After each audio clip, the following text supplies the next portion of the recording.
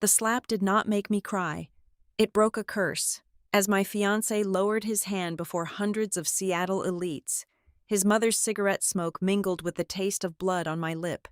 He screamed that I was humiliating him, blind to one fatal truth. My silence for 3 years was the only anchor saving his billion-dollar empire. I looked up and smiled, realizing I held the self-destruct button to his entire life. Listen closely. Hello, everyone. Before today's story begins, we'd like to share a quick message. YouTube recently removed our monetization, cutting off our income. If you enjoy this story, we humbly ask for just $1 to help pay our staff so they can make a living and keep creating for you. Thank you for saving us. Now, let's begin the story. My name is Hazel Webb, and I am 34 years old. At that exact moment, the grand ballroom of the Four Seasons Hotel overlooking the dark waters of Puget Sound became an absolute vacuum. The sound of Julian's hand striking my left cheek echoed like a gunshot against the high, vaulted ceilings. The five-piece jazz band on the stage stopped abruptly mid-chord, the saxophonist lowering his instrument in sheer disbelief. Somewhere near the front tables, a crystal glass fell from someone's paralyzed fingers, shattering into 1,000 pieces against the polished marble floor. The sharp, musical ring of breaking glass was the only thing that filled the suffocating silence. Nobody breathed. Hundreds of Seattle's wealthiest tech executives, venture capitalists, and old-money socialites stood frozen, their conversations dying instantly on their lips. Instead of air, my lungs filled with a familiar, toxic poison. It was the sharp, synthetic sting of menthol e-cigarette vapor. The white cloud drifted directly into my face, heavy and thick, immediately triggering the familiar tightness in my chest.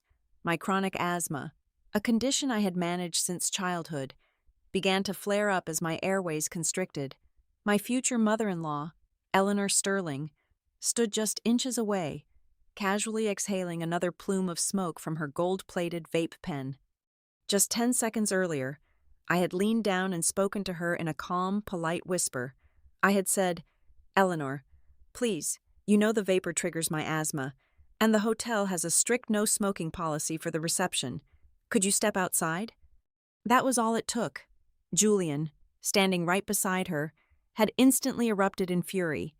His face contorted into something monstrous, a side of him he had hidden so well for years. To him, my polite request was a direct assault on his family's supreme authority. To protect the precious, fragile dignity of his mother, he had swung his hand and struck me down in front of everyone we knew. "You do not dictate what my mother does." "Hazel," Julian hissed, his voice trembling with a mixture of rage and fear. "You are embarrassing me in front of my investors. Learn your place." The physical sensation on my cheek was a blinding, radiating heat. It throbbed in sync with the heavy beating of my heart, but as the warmth spread across my skin, carrying the faint taste of blood from where my tooth had cut the inside of my lip, I did not feel the crushing weight of humiliation. Julian expected me to burst into tears. He expected me to cover my face, drop to my knees, or run sobbing out of the ballroom like a broken woman. But his blow brought something entirely different. It brought a brutal, crystalline awakening. For 3 long years, I had walked on eggshells, constantly adjusting my posture and softening my voice to fit into his world. I had tolerated the subtle insults, the control, and the endless demands. In one single second, the perfect, charming mask of Julian Sterling, the brilliant young tech savior of Seattle, shattered completely. The illusion was dead. I looked at the man I was supposed to marry in less than an hour, and for the very first time, I saw him for exactly what he was: a weak, insecure boy hiding behind a wall of stolen money and unearned privilege. Beside him, Eleanor raised her crystal flute of vintage champagne to her lips. A cruel, satisfied smirk spread across her heavily lifted face. She took a slow sip, her eyes gleaming with absolute triumph. In her mind, her loyal son had finally taught this lower-class outsider a lesson. She believed I had been properly broken, tamed, and put back into the shadow where they thought I belonged. Then, the dynamics of the room shifted entirely. Julian's chest was still heaving with anger, but his expression suddenly began to falter. He was waiting for the tears, but they never came. Slowly, deliberately, I straightened my spine. I stood at my full height, brushing a stray lock of hair away from my face. I turned my head back around and looked directly into his eyes. I did not blink. I did not tremble. Instead, I let a slow, deliberate smile spread across my face. It was not a smile of forgiveness, nor was it the fragile mask of a victim trying to save face. It was a cold, razor-sharp smile of pure realization. It was the look of a person who suddenly remembered they held the detonator to the entire room. Julian's eyes widened, the color instantly draining from his face. He actually took half a step backward, his hands twitching at his sides. A sudden, cold shiver ran visibly through his shoulders. In that quiet ballroom, under the gaze of hundreds of onlookers, my silent smile terrified him far more than any scream ever could. To understand how I arrived at that exact moment of absolute clarity, you have to understand who I was before I became Julian Sterling's quiet fiancé. I was not born into waterfront estates or trust funds. I grew up in a cramped, two-bedroom apartment on the wrong side of the city, where my only escape was a second-hand computer my uncle found in a junkyard. I taught myself to code by the time I was 12 years old. By the age of 28, I was the lead cybersecurity architect at the Aegis Overwatch Agency, one of the most ruthless and elite digital defense firms in the country. I spent my days hunting state-sponsored hackers and building impenetrable digital fortresses for government contractors. I was a ghost in the machine, a self-made woman who climbed out of poverty using nothing but logic and keystrokes. Then, 3 years ago, I met Julian. He was the golden boy of the Pacific Northwest tech scene. He was a charismatic startup CEO whose face graced the cover of every major business magazine. The press loved him. They painted him as the perfect modern man, a visionary leader who championed family values, empathy, and ethical innovation. When he looked at you, he made you feel like you were the only person in the world. He was articulate, warm, and seemingly captivated by my intelligence. But that was the grand illusion. Julian was an exceptionally gifted architect, not of software, but of mirrors. The warning signs were always there, flashing a bright, neon red, but I chose to close my eyes. Slowly, inevitably, the charming curiosity he showed toward my career morphed into subtle condescension. He would introduce me at networking dinners not as a lead architect, but as his little tech support. "Hazel just fixes the plumbing behind the scenes," he would say to his wealthy friends, laughing heartily while squeezing my shoulder. He treated my expertise as a convenient, unpaid resource. Whenever his own developers hit a wall, he would casually ask me to review their code over dinner. I spent countless nights working until 2 or 3 in the morning, patching massive vulnerabilities in his company's infrastructure, entirely for free. He never offered me a consulting contract or equity. I was simply expected to fix his messes out of love. And then there was Eleanor. She was the ultimate gatekeeper of a fake elite society. She had married into money, divorced into more, and spent her life pretending she was royalty. Her entire existence was dedicated to reminding me of my working-class roots. She spoke entirely in backhanded compliments, her words laced with a highly refined poison. "It is so wonderful that you have a little job to keep you busy. Hazel," she told me during our very first Thanksgiving dinner, looking at my simple black dress with obvious disdain. "Most girls in your field are so rough around the edges. It is a shame cybersecurity is such a dry, masculine trade. You will never have the soft touch needed to host a proper society gala. But I suppose Julian has enough grace for the both of you." Why did I stay? Why did a fiercely independent, highly successful woman allow herself to be reduced to a convenient accessory and an unpaid employee? The truth is humiliatingly simple. I was desperately lonely. I had spent my entire adult life building firewalls to protect data, but I had no one to protect me. My parents passed away when I was in my early 20s, leaving me completely untethered. Despite my 6-figure salary and my undeniable professional power, I returned every night to a silent, empty apartment. Julian and Eleanor offered me a prepackaged family, a place at a bustling dinner table, and the illusion of belonging. I wanted a home so badly that I constantly compromised my own worth. I made myself smaller, quieter, and infinitely more compliant, just so I could fit comfortably into the massive, oxygen-stealing shadow of Julian's ego. I convinced myself that my silence was the price of admission to a family. But Julian made one catastrophic miscalculation. He believed his own press. He thought because I was quiet at his dinner parties, I was also weak in the real world. He completely forgot what I did for a living. During the second year of our relationship, his startup was preparing for a massive funding round, aiming for a valuation of over $500 million.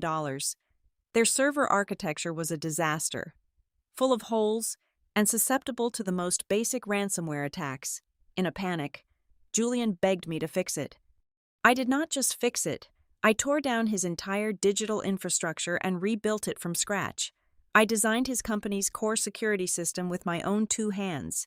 He took all the credit with his investors, of course. But what Julian did not know, and what he was too technically illiterate to understand, was that I never handed over the master keys. I had embedded a dormant root access protocol deep within the foundational code. I held the absolute highest level of administrative clearance. I possessed the silent, invisible power to lock him out, expose every hidden file, and burn his digital empire to the ground with a single command. He thought I was just his obedient shadow. He had no idea I was the god of his entire system. Exactly 3 weeks before the wedding, the heavy, suffocating pressure began to build. It was a late Tuesday night. I was running a routine, deep-level diagnostic check on the system architecture I had built for his company. I simply wanted to ensure the server bandwidth could seamlessly handle the massive traffic spike expected after his upcoming press conference. While tracing a minor anomaly in the encrypted data flow logs, I bypassed a secondary firewall and stumbled into a deeply hidden directory. It was not a glitch or a misplaced file. It was a perfectly organized, highly illegal backdoor protocol. Julian was not just collecting anonymous user data to improve his software. He was actively packaging and selling massive, unencrypted datasets containing the financial profiles, private messages, and personal identities of over 4 million users to third-party data brokers on the dark web. He was generating millions of dollars in illegal, untraceable revenue. He was lying to his board of directors, defrauding his investors, and committing federal wire fraud on a staggering, catastrophic scale. The visionary tech genius, the man I was supposed to marry, was nothing but a high-tech con artist building a castle on stolen ground. The sick, heavy dread in my stomach almost made me pass out right at my desk. I spent 48 hours wide awake, my eyes burning as I meticulously downloaded every transaction receipt, every incriminatory email chain, and every raw data dump. I compiled a mountain of undeniable, legally binding proof. Then, I locked all of it inside an offshore, deeply encrypted server that only my unique biometric signature could access. But I did not turn him in. I did not call the authorities. Instead, I trapped myself in a toxic psychological prison of my own making. I loved the illusion of the man I thought I was marrying, and the terrifying prospect of losing the only family I had left completely paralyzed me. I rationalized his crimes. I told myself that once we were legally married, once we were finally alone on our honeymoon, I would confront him. I would show him the evidence, force him to shut down the illegal data pipelines, and make him rebuild the company ethically. I was carrying a ticking bomb in my chest, a bomb with a blast radius large enough to destroy a billion-dollar company, and I spent weeks pretending the sound of the timer was just my own heartbeat.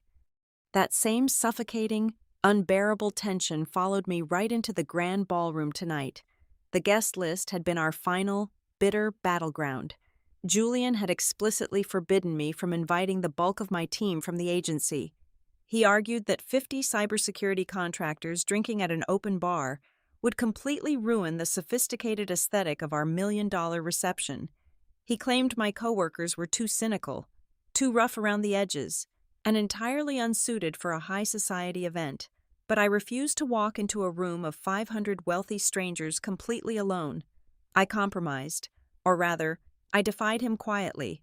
I invited a small, tight-knit group of 5 senior security experts.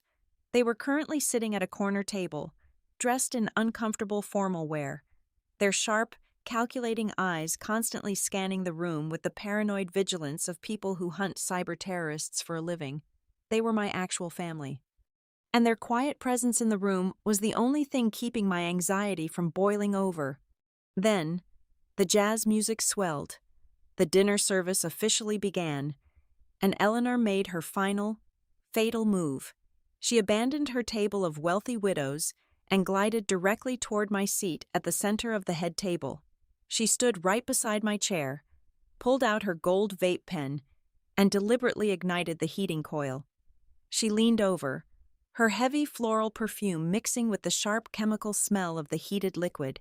She exhaled a thick, white cloud of vapor directly over my space. It was not an accident. It was a highly calculated territorial strike. It was the ultimate test of dominance. She knew exactly what the chemicals would do to my compromised lungs. She was marking her territory, forcing a public showdown to prove, once and for all, who truly held the leash around Julian's neck. She wanted to see if I would finally break and submit, or if Julian would dare to defend his future wife against his own toxic mother. When I calmly leaned over and politely asked her to stop, the air in the room seemed to physically freeze. The impossible choice was violently shoved directly into Julian's hands. He had to pick between the woman he was about to vow to protect and the mother who ruthlessly controlled his fragile sense of self-worth. He looked at Eleanor, seeing her expectant, mocking eyes. Then he looked at me, sitting perfectly still. And in that split second, the bomb detonated. Julian did not slap me because he was angry about a cigarette. He slapped me because, as he looked down at me, he saw a woman who was perfectly calm, fiercely intelligent, and completely unintimidated by the immense wealth and status he constantly flaunted. Deep down, his subconscious recognized the immense, quiet power I possessed. It terrified him to his core. He felt small, pathetic, and utterly fraudulent. The sudden violence was an act of sheer, humiliating desperation. He struck my face to punish me for his own miserable weakness, desperately trying to physically crush the quiet strength he knew he could never, ever possess. The echo of the slap finally faded into the heavy velvet drapes of the ballroom, leaving behind a suffocating stillness. Julian's terrified gaze remained locked on my unwavering smile. He saw the cold calculation in my eyes, and panic finally pierced his arrogance. He realized, with sudden, violent clarity, that the hundreds of powerful investors and socialites in the room were staring at him. He had just struck his bride. He needed an exit strategy. He needed a spin. Instantly, the charming executive persona snapped back into place, though the edges were fraying wildly. He forced a loud, incredibly artificial laugh that bounced off the vaulted ceiling. He reached out, attempting to gently grasp my shoulders to perform the role of a concerned, loving partner. "Ladies and gentlemen, please, I am so sorry," Julian announced, projecting his voice loudly so it would carry to the very back tables. "Please return to your dinners. Hazel has simply been under an immense amount of stress lately. Managing the arrangements for 500 guests has taken a severe toll on her mental health. She is completely out of control, just having a terrible panic attack. I just needed to snap her out of it for her own safety. We need some privacy." He tried to pull me against his chest, to hide my face from the crowd and drag me out of the spotlight. I did not resist forcefully. I simply took one precise step backward, leaving his hands grasping at empty air. I did not scream. I did not launch into a hysterical defense to prove I was sane. Instead, I slowly raised my left hand. The overhead crystal chandeliers caught the light of the flawless, 3-carat diamond engagement ring he had given me. He had proudly boasted to a magazine that it cost $250,000. To me, it suddenly felt like a pair of heavy iron handcuffs. With fluid, deliberate grace, I grasped the platinum band and slid it off my finger. The friction of the metal leaving my skin felt like the shedding of a heavy, suffocating weight. I held the brilliant stone suspended in the air for a brief second. Then, I turned to Eleanor. Her eyes were wide, her vape pen completely forgotten in her trembling hand. I extended my arm and simply let the ring drop. It fell directly into her half-full crystal flute of vintage champagne. The heavy piece of jewelry hit the liquid with a sharp, resonant clink, sinking instantly to the bottom. Tiny golden bubbles immediately swarmed the diamond, burying it under the intoxicating alcohol she prized so much. Eleanor gasped, stepping back as if the glass had caught fire. Julian stared at the submerged ring, his jaw slacking in absolute disbelief. Before he could utter a single word, the sound of 5 heavy wooden chairs scraping loudly against the marble floor echoed from the far corner of the room. The 5 senior security experts from my agency had risen as one unified entity. They did not shout or make a scene. They simply navigated through the sea of shocked guests with the silent, predatory efficiency of a tactical unit. Within seconds, they were standing directly behind me. They formed a solid, impenetrable wall of dark suits and hardened expressions. They knew my genius. They knew exactly how much power I wielded in the dark corners of the digital world, and they were not going to let a fragile tech executive lay another finger on their lead architect. I looked at Julian one last time. The fear in his eyes was palpable now. He was completely outflanked. "I am not out of control. Julian," I said. My voice was incredibly soft, yet in the absolute silence of the grand ballroom, it carried with the cutting clarity of a surgical blade. "I just woke up." The absolute finality in my tone broke whatever restraint Julian had left. The polite mask disintegrated into ugly, desperate rage. He lunged forward, reaching aggressively for my wrist. "If you walk out those doors, Hazel, you will have nothing," he hissed, his face twisted in venomous fury. "You will be absolutely ruined. I will make sure you never work in this city again." He never made contact. The tallest engineer on my team, a man who stood well over 6 feet, stepped smoothly between us. He casually but firmly shoved his palm against Julian's chest, pushing the golden boy of Seattle backward so forcefully that Julian stumbled into his mother's table, knocking over 2 expensive centerpieces. I did not look back to see him scramble for his balance. I reached down, gathering the heavy layers of my custom silk wedding dress into my hands. I turned my back on the head table, the ruined champagne, and the illusion of the life I had almost settled for. I walked straight down the center aisle. As I passed the tables, the stunned silence finally broke. The whispers began. Powerful investors leaned in, murmuring to each other, their eyes darting from my retreating figure to the pathetic, red-faced man stammering near the stage. I left Julian standing there, completely humiliated, drowning in the destruction of his own making. As I walked out of the grand hall and into the cool, dark air of the Seattle night, exactly 72 hours after I walked out of that ballroom, the retaliation hit like a synchronized airstrike. It was not a quiet negotiation or a desperate plea for reconciliation. It was a scorched earth media blitz. Julian and his mother had unleashed their massive public relations machinery, pouring hundreds of thousands of dollars into a coordinated effort to utterly destroy my reputation. Overnight, high society gossip blogs and prominent tech news sites were flooded with strategically leaked, entirely fabricated stories. The narrative they spun was incredibly vicious. They claimed the brilliant, benevolent chief executive officer had been tragically forced to call off his wedding at the very last second because his dangerously unstable fiancé had been caught in a sordid affair with a subordinate. They planted whisper campaigns that my supposed breakdown in the hotel was the result of severe, unmedicated psychiatric issues.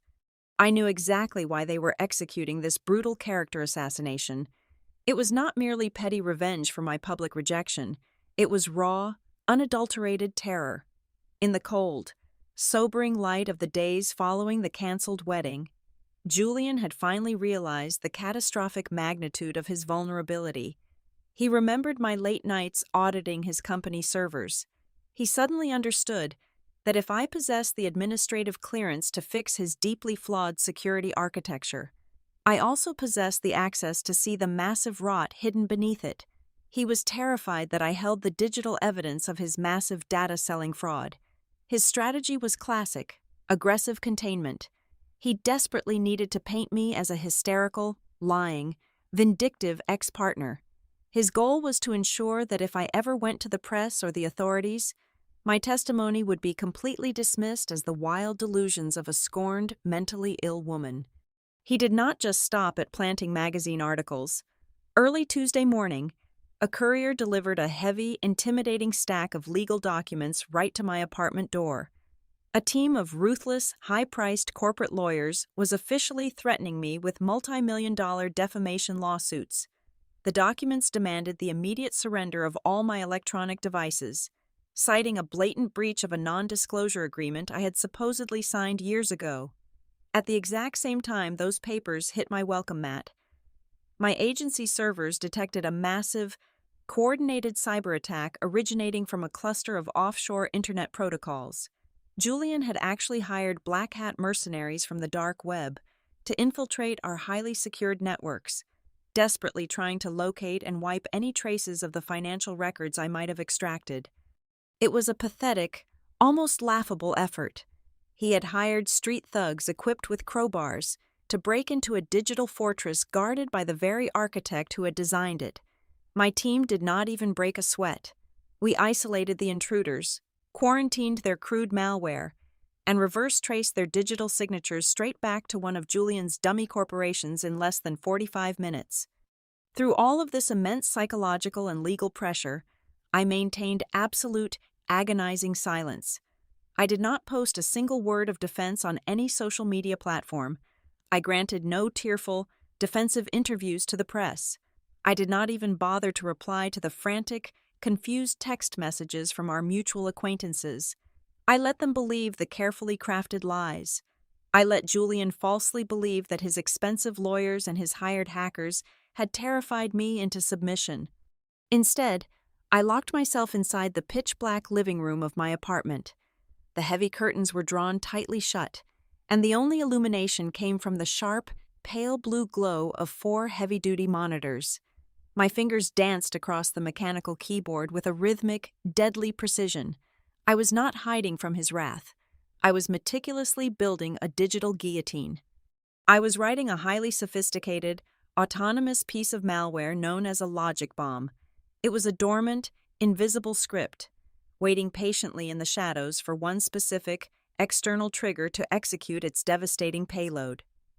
I seamlessly linked the massive, offshore encrypted server containing every single ounce of Julian's illegal wire transfers, his dark web data broker contracts, and the raw user data he had stolen, directly into the automated, high-priority tip lines of the Federal Bureau of Investigation and the Securities and Exchange Commission.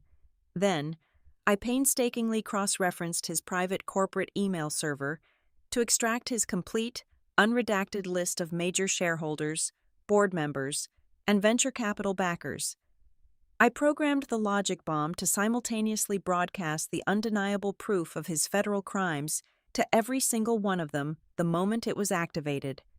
It was during this final, meticulous sweep of his encrypted financial communications that I uncovered a massive secret I never expected to find. While tracking the flow of the millions of dollars in illegal revenue, the digital trail unexpectedly branched off into a hidden secondary network. A staggering percentage of that stolen money was not just sitting in corporate accounts. It was being quietly funneled through a highly complex web of shell companies disguised as high-end art consultancies and philanthropic charity foundations. I cracked the ownership registries of those shell companies and found just one name.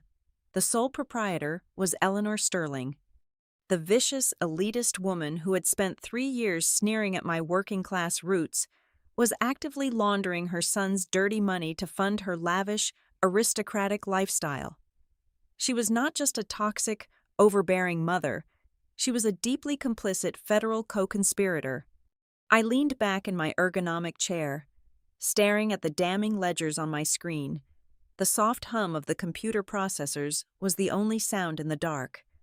Silent room. Both the architect of the grand fraud and the cruel illusionist who profited from it were standing completely blind on the very edge of a sheer drop. They truly believed they had successfully buried me under an avalanche of expensive, well-funded lies. They had absolutely no idea I was the one quietly controlling the gravity. Exactly 7 days after the shattered glass and the suffocating smoke of the grand ballroom, Julian staged his final, desperate performance.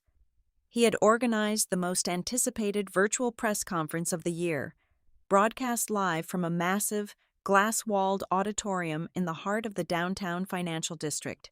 The official purpose was to announce a revolutionary new software update and to secure a monumental $200 million round of venture capital funding. In reality, it was a highly orchestrated attempt to bury the rumors about our canceled wedding under a mountain of corporate triumph. I sat in the quiet solitude of my apartment, sipping black coffee as I watched the high-definition live stream on my primary monitor. Julian looked immaculate. He wore a sharp, custom-tailored charcoal suit, his hair perfectly styled, projecting the ultimate image of the visionary leader. He paced the brightly lit stage with practiced confidence, holding a sleek microphone. Behind him, a massive digital billboard displayed glowing graphs of projected revenue. At our core, we believe in absolute transparency, Julian declared to the thousands of investors and tech journalists tuning in across the globe. His voice resonated with that familiar, warm sincerity that had fooled me for 3 years. In an era where user privacy is constantly under threat, we pledge to uphold the highest standard of business ethics. Your data is your property, and protecting it is our sacred duty. My finger hovered over the enter key on my mechanical keyboard. The irony of his speech was too poetic to ignore. Transparency, I whispered to myself in the empty room. Let us give them transparency. I pressed the key. The logic bomb detonated silently across the digital landscape. On the live stream, the massive digital billboard behind Julian violently flickered. The glowing revenue graphs distorted into static, then vanished entirely. The auditorium plunged into a confused murmur. Julian stopped pacing, his perfect smile faltering as he turned around to look at the blank screen. He was instantly dwarfed by a towering, undeniable wall of his own crimes. The display illuminated with high-resolution images of his secret offshore bank statements. Millions of dollars in illegal wire transfers scrolled rapidly across the screen, highlighting the exact routing numbers of the dark web data brokers. Next came the internal extortion emails he had sent to his chief financial officer, explicitly demanding the falsification of the quarterly revenue reports. The damning evidence was not just playing on the stage. My script had successfully hijacked the live stream feed, broadcasting the unredacted documents directly to the screens of every single investor and journalist watching from home. Julian froze, the microphone trembling in his hand. He looked like a deer trapped in the headlights of an oncoming freight train. Then, the final piece of the payload executed. The financial documents faded, replaced by high-definition security footage I had quietly extracted from the hotel servers. It was the footage from the wedding reception, playing on a continuous, inescapable loop. There was no audio, but the visual was utterly damning. The entire world watched in absolute silence as the benevolent, ethical tech savior violently struck his fiancée across the face in front of a crowded room. The chat box adjacent to the live stream exploded into absolute chaos. Within 60 seconds, the financial news tickers running along the bottom of the broadcast reported a catastrophic freefall. The stock valuation of his company plummeted by over 40% in a matter of minutes. The investors were pulling out in real time. Suddenly, the heavy oak doors at the back of the auditorium burst violently open. The camera feed wildly swung around to capture a dozen federal agents wearing dark blue windbreakers with the bright yellow letters of the Federal Bureau of Investigation and the Securities and Exchange Commission printed on their backs. They stormed the stage, ignoring the frantic shouts of the event security. Right there, on a live global broadcast, they slapped cold steel handcuffs onto Julian's wrists and read him his rights. Simultaneously, miles away in a completely different world. Justice arrived for the illusionist. Eleanor was enjoying a lavish brunch at her highly exclusive country club, surrounded by her wealthy sycophants, according to the police reports that leaked later that afternoon. A team of federal marshals marched straight onto the manicured terrace. They did not care about her status or her expensive silk dress. When they informed her she was being indicted for federal money laundering and conspiracy to commit wire fraud, her aristocratic facade shattered completely. She threw her crystal mimosa glass at an officer and descended into a hysterical screaming tantrum as she was dragged away. Her heavy, expensive makeup smeared wildly down her face, transforming the proud, toxic matriarch into a pathetic, raving spectacle for all her elite friends to witness. Late that evening, my cell phone buzzed. The caller identification displayed the number of the county detention center. I accepted the charges and pressed the phone to my ear. "Hazel, please." Julian's voice was completely unrecognizable. It was small, breathless, and choked with violent, heavy sobbing. "Please, you have to tell them you made it up. You have to save me. I have lost everything. They froze my accounts. My mother is in a holding cell. Please, Hazel, I love you. I really do love you." I stood up and walked toward the window, looking out at the city skyline. I felt absolutely nothing for the man weeping on the other end of the line. No anger, no pity, just a vast, empty silence. "You did not love me, Julian," I said, my voice steady and completely devoid of emotion. "You only loved the way I made your lies look perfect." I did not wait for his response. I ended the call, permanently blocked the facility's number, and finally breathed in the clean, untainted air. 6 months later, the noise of Seattle was nothing but a distant memory. I sat on the wide, wraparound balcony of a small, beautifully crafted wooden cabin nestled deep within the towering forests of Oregon. The crisp, cold morning air smelled intensely of damp earth and pine needles. I took a slow sip of my coffee, feeling the rough texture of the ceramic mug between my hands. I had opened my own boutique cybersecurity firm, taking only the clients I respected, working entirely on my own terms. My phone was quiet. My heart was steady. There were no more forced smiles at awkward dinner parties, no more toxic smoke filling my lungs, and absolutely no one telling me to shrink myself down to make them feel larger. I looked out at the massive pine trees swaying gently in the mountain wind, and I smiled. It was a smile of absolute, undisputed freedom. I had learned the most valuable lesson of my life. The greatest revenge is not about rolling in the dirt to destroy your enemies. The greatest revenge is simply taking a scalpel, cutting out the tumor, and walking away to live a brilliantly peaceful life. Thank you so much for listening to today's story. We hope you enjoyed it. As an ad-free channel, your support is what keeps us alive. Please support Zoe Revenge Stories with just $1 via the QR code on the screen, or click the link in the description box or pinned comment. Also, we would love to connect with you. Please leave a comment telling us which city or state you are listening from. Thank you for standing with us, and see you in the next stories.